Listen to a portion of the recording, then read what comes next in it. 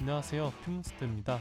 후일 추천픽 4경기 올킬에 성공했고 가족방 국민픽도 고배당 적중시켜주면서 크게 수익받네요. 며칠 이른 거 이상으로 한 번에 복구했습니다. 바르샤 바이엔까지 됐으면 대박이긴 한데 확실히 주중경기 뛰고 온 팀이라 그런지 예상보다 더 힘들어 하더라고요. 손도 감지덕지였네요. 오늘은 좋아 보이는 경기들이 많은데 분량상 3경기밖에 준비하지 못했습니다. 쓰다 보니 또 쓸데없이 길어지더라고요. 다른 경기들은 공유방에서 픽으로 공유할 예정이니 관심 있으신 분들은 문의 주시길 바랍니다. 그럼 오늘 경기 분석 시작합니다. 첫 번째 경기는 첼시와 입스위치의 경기입니다. 첼시는 주중 유로파 컨퍼런스 리그 8강 일정이 있었으며 불가리아 팀인 레기아 원정을 떠나 압도적인 경기력 끝에 0대3 승리를 기록했습니다. 또한 상대적으로 전력이 낮은 팀을 상대했기 때문에 여유롭게 선수 운영을 할 수 있었고, 주관의 핵심 엔소 페르난데스와 카이세도가 이날 풀타임 휴식을 취할 수 있었던 부분은 고무적입니다. 또한 콜 팔머 역시 이른 시간 교체를 해주며 체력 안배를 해주는 모습이었고요. 이번 라운드에서 맨시티와 아스톤 빌라 그리고 뉴캐슬까지 모두 승점 3점을 얻었습니다. 이 세 팀은 첼시와 함께 시즌 마지막까지 치열하게 챔스권 경쟁을 할 팀이죠. 현재 첼시는 승점 53점으로 6위이며 오늘 경기 승리 시 다시 단독 4위로 올라설 수 있습니다. 또한 이번 라운드 에버튼에게 패배한 3위 노팅엄과 승점 1점 차이로 좁힐 수 있는 절호의 찬스이기도 하죠.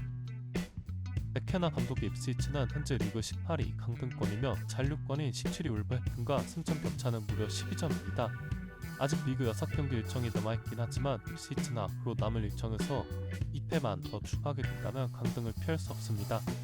강등이 유력하긴 하지만 입스위치로서는 이 정도만 해도 한 개 이상을 풀었다고 할 수 있습니다. 이 팀은 불과 2년 전까지만 해도 3부 리그 팀이었거든요. 이번 시즌 맨시티에서 입스위치로 임대로 합류한 리암 델랍은 프리미어리그에서 첫 풀타임 시즌을 소화했고 현재 리그 12골과 2개의 도움으로 전족의 발전을 이뤘습니다. 또한 최근 리그 2경기 연속 득점으로 좋은 폼을 유지 중이기도 합니다. 델랍은 현재 많은 팀들과 링크가 나고 있으며 시즌이 끝나면 시티로 다시 복귀하게 되지만 홀란드가 톱 자리를 꽉 쥐고 있기 때문에 델랍은 기회가 있을 때 새로운 도전을 위해 떠나려고 할 것입니다. 입스위치는 직전 라운드 울브스에게 패배한 부분은 상당히 뼈아픈 패배입니다. 입스위치가 살아남기 위해선 울버햄튼을 아래로 떨어뜨려야 하는데 승점 6점짜리 매치업에서 패배했죠. 두 팀의 지난 리그 19라운드 맞대결은 입스위치의 2대0 승리였습니다.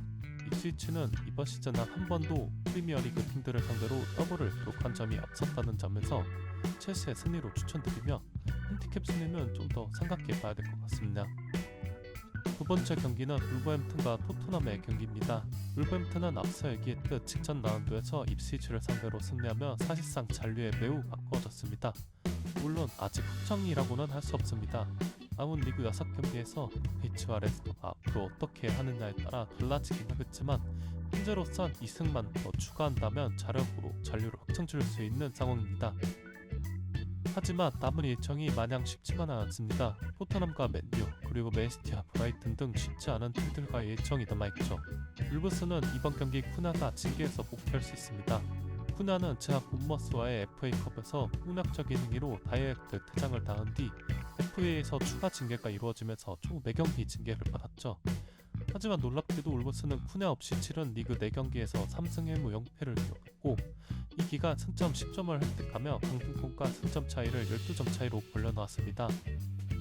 쿠나가 없는 기간 벨레가르드가 그 자리를 정말 잘 대체해주었다고 얘기하고 싶으며 겨울 이적 시장 울브스로 합류한 무네스 역시 이번에 기회를 확실히 잡으면서 주전으로 발돋움할 수 있게 되었죠. 쿠냐가 이번 시즌 종료 이후 팀을 떠날 가능성이 매우 높기 때문에 불보츠로서는 매우 호재이고 많은 언론에선 쿠냐가 징계에서 돌아오긴 했지만 이번 경기 벤치에서 출발할 것이라고 많이들 예측하고 있습니다. 토트넘은 주중 유로파리그 8강 1차전 프랑크푸르트와의 홈경기가 있었고 이 경기는 토트넘에게 있어 정말 중요한 경기였지만 홀대 2번의 브루니 깁칭에서 1대1 무승부를 기록했습니다.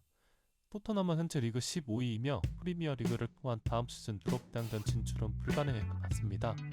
때문에 토트넘의 포커스는 오늘 경기가 아닌 다음 프랑크푸르트 원정에 맞춰져 있을 겁니다. 리그 일정을 버리고 유럽대항전에 올인한다는 말은 사실 저는 그렇게 동의하지 않습니다.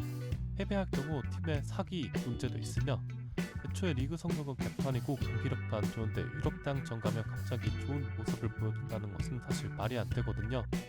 물론 유로파 리그에서 세비야가 이걸 해내긴 했지만 그렇지만 지금은 상황이 좀 다르게 봐야 할 것이 1차전 홈에서 비겼기 때문에 불리한 상황에서 원정을 간다는 점은 지금은 어쩔 수 없이 2차전에 마음이 더 가지 않을까요? 어차피 리그 농사는 망했지만 또 잔류는 사실상 거의 확정적이고 괜히 이 경기에서 이기겠다고 뛰다가 부상자라도 나오면 사고거든요. 아주 울버스는 다릅니다. 남은 일정에서 만나는 팀들을 보면 이승만 하면 되긴 하지만 마냥 안심할 수는 없거든요. 울버햄튼이 정배당인 것은 맛이 없긴 하지만 최근 폼이 상당히 좋기 때문에 저는 울버햄튼의 승리로 가보려 합니다. 세 번째 경기는 라치오와 로마의 경기입니다. 로마의 대표적인 라이벌 팀들 중에는 나폴리도 있지만 최대 라이벌 팀을 꼽으라면 바로 라치오입니다. 두 팀 모두 로마를 연고로 하고 있기 때문에 두 팀의 경기에선 선수들끼리도 엄청나게 치열한 모습을 보이고 두 팀의 서포터들 역시 상당히 살벌한 모습이죠.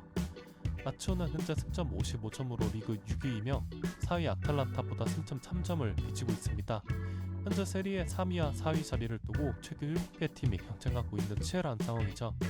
하지만 라치오는 현재 유로파리그 일정도 병행하고 있는데 두중 노르웨이 팀인 오데글림크 원정이 있었으며 이 경기에서 라치오는 충격적인 2대0 패배를 기록했습니다. 또한 유로파리그 8강 일정 중간에 로마 더비가 겹치면서 바로니 감독이 상당히 머리가 아픈 상황이죠. 로마는 현재 세리에 7위를 기록 중이며 4위 아탈란타와 승점 5점 차이입니다. 로마는 이번 시즌 개막 이후 고작 3개월 만에 데로시 감독과 미리치 감독이 경질되었습니다. 이후 로마의 감독으로 온 인물은 지난 시즌 칼리아비를 잔류시킨 것을 끝으로 은퇴를 선언했던 라니에리 감독이었죠. 라니에리는 지난 2009년과 2019년 로마의 감독으로 있으면서 좋은 관계를 유지 중이었기 때문에 로마의 부탁으로 은퇴를 번복하게 되었는데요. 하지만 지금 라니에리 감독 부임 이후 로마의 성적을 보면 라니에리 감독이 이번 시즌만 맡게 되는 것이 아쉬운 성적입니다. 라니에리 감독의 로마 3기 데뷔전은 지난 13라운드 나폴리 원정이었고 이 경기에서 1경 패배를 기록하고 그 다음 아탈란타에게도 패배하며 리그 15위까지 추격했었지만 이후 일정에서 승승장구하며 현재 리그 7위까지 수직 상승하며 챔스턴의 문을 두들길 수 있는 위치까지 올라왔습니다. 두 팀의 역대 맞대결 전적은 상당히 치열한 모습이지만 라치오는 홈에서 로마를 상대로 9경기 6승 3무 0패로 압도적인 모습을 보여주고 있습니다. 과연 로마를 상대로 홈에서 10경기 무패 기록을 달성할 수 있을까요? 라치오는 가뜩이나 좋지 않은 분위기를 홈에서 치르는 로마 더비에서 마저 패배하게 된다면 사기면에서 결코 좋을 수 없습니다. 하지만 라치오가 주중에 노르웨이 원정을 갔다 왔고 심지어 패배했습니다. 반면 로마는 라니에리 감독 부임 이후 리그 15경기 11승 4무 0패로 무패 행진을 이어오고 있다는 점에서 저는 로마의 고배당 승리가 더욱 끌립니다.